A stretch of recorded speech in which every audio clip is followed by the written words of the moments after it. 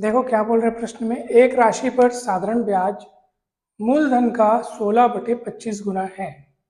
ठीक है, चलिए एक काम करते हैं, हम मूलधन को ऐसा करता हूँ, मैं 25x मान लेता हूँ।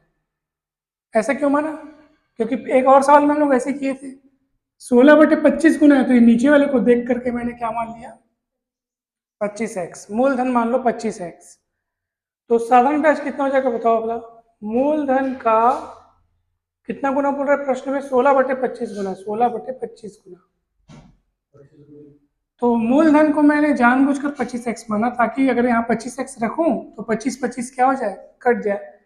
तो साधारण ब्याज कितना हो जाएगा, 25x का 16/25, 16x आ गया आपका साधारण ब्याज। और क्या बोल रहे हैं, वार्षिक ब्याज की दर वर्षों की संख्या के बराबर है।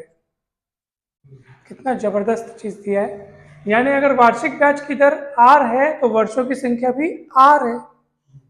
बोल रहा है दोनों बराबर है। जो वार्षिक ब्याज की दर है, मान लो वार्षिक ब्याज की दर 5%, तो वर्षों की संख्या भी 5 वर्ष। दोनों का संख्यात्मक मान बराबर है, जो उनका आंकिक या न्यूमेरिकल वैल्यू है दोनों की सेम है।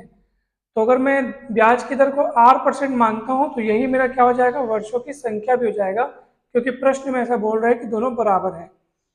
और ब्याज की दर हमको पता कर देना है, आर पता करना है। तो चलो ऐसा करते हैं, सिंपल इंटरेस्ट का सूत्र लगाते हैं, PRT/100 हो जाएगा। तो सिंपल इंटरेस्ट कितना हो जाएगा, 16x, मूलधन हो जाएगा 25x। ठीक है, आर पता नहीं, लेकिन टी जो है वो आर के बराबर है। प्रश्न बोल रहा है वार्षिक ब्याज की दर वर्षों की संख्या के बराबर है, यानी दोनों बराबर है। ठीक है, जो वार्षिक ब्याज की दर है वही वर्षों की संख्या है, और बटे कितना है, 100। x कटेगा, 25 से कम 25 चौक 100 हो जाएगा, 16 चौक कितना हो जाएगा, 64। 64 और इधर हो जाएगा आपका r², तो वर्गमूल लोगे 64 का वर्गमूल 8, 8% आपका आंसर आ गया। ऐसा तो बेहद सरल सवाल था, बहुत ही इजी था। ठीक है, मूलधन को अगर 25x नहीं मानना है तो सिर्फ 25 रुपये मान लो, तब भी चलेगा। सिर्फ 25 रुपये मानो। तो अगर मूलधन को आप 25 रुपये मानते हो तो सिंपल इंटरेस्ट 25 रुपया का 16/25, तो 25 गुणित 16/25, 25 कट जाता, सिर्फ 16 रुपया आपका यहाँ पे ब्याज आता। तो ऐसा भी आप कर सकते हो। अब दूसरा बताओ, दूसरे में क्या बोल रहे हैं, दूसरे सवाल में किसी धन पर साधारण ब्याज मूलधन का 2/9 गुना है यदि वर्षों की संख्या ब्याज की दर की दोगुनी हो। यहाँ पे दोगुनी बोल रहे हैं, वर्षों की संख्या को ब्याज की दर का दोगुना बताया जा रहा है, तो धन कितने समय के लिए दिया गया है, आपको समय ज्ञात करना है। सेम इसी पैटर्न पे ये बनेगा, तो देख लो इसको भी, बहुत इजी तरीके से बनेगा ये भी। देखो इसमें अपन क्या करेंगे बताओ, चलो एक काम करते हैं, मूलधन को मैं कितना मानू बताऊं, 9 रुपये मान लेता हूं। मूलधन कितना मान लिया, 9 रुपये, वो इसको देखते हुए माना।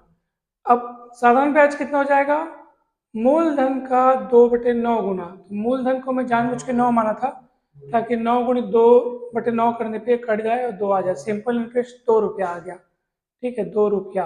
ओके, अब सिंपल इंटरेस्ट 2 रुपया आ गया। अब प्रश्न में क्या बोल रहे हैं, और देख लो क्या बोल रहा है, ब्याज की दर, सॉरी, वर्षों की संख्या ब्याज की दर का क्या है, यानी कि अगर मैं ब्याज की दर को अगर मैं x मानता हूं, x प्रतिशत, प्रतिशत में x है, तो वर्षों की संख्या क्या हो जाएगी, वर्षों की संख्या जो है वो ब्याज की दर की 2 गुनी है। अगर ब्याज की दर को मैं x मान रहा हूं तो वर्षों की संख्या ब्याज की दर की 2 गुनी, तो 2x हो जाएगा।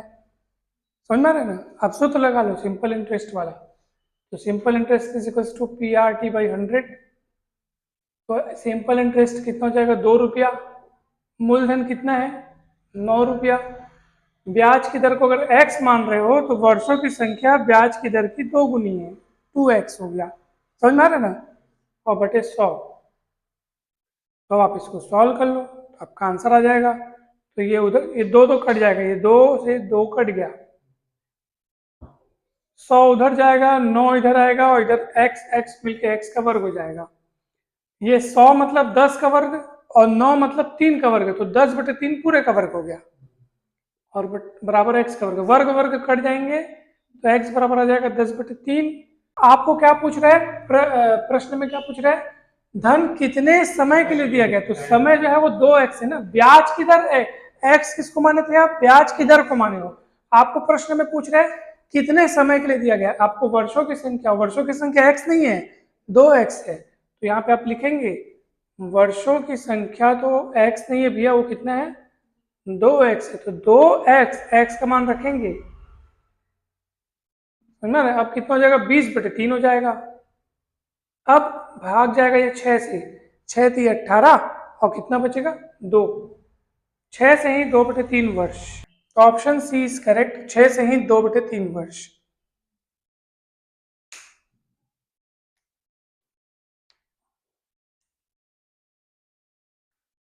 हम यहाँ पे देखो x का मान निकाल देते और सोच रहे थे आंसर कैसे नहीं, आपको एक्चुअली दर नहीं पूछा है, वर्षों की संख्या पूछा है, तो इस तरह से ये बनेगा।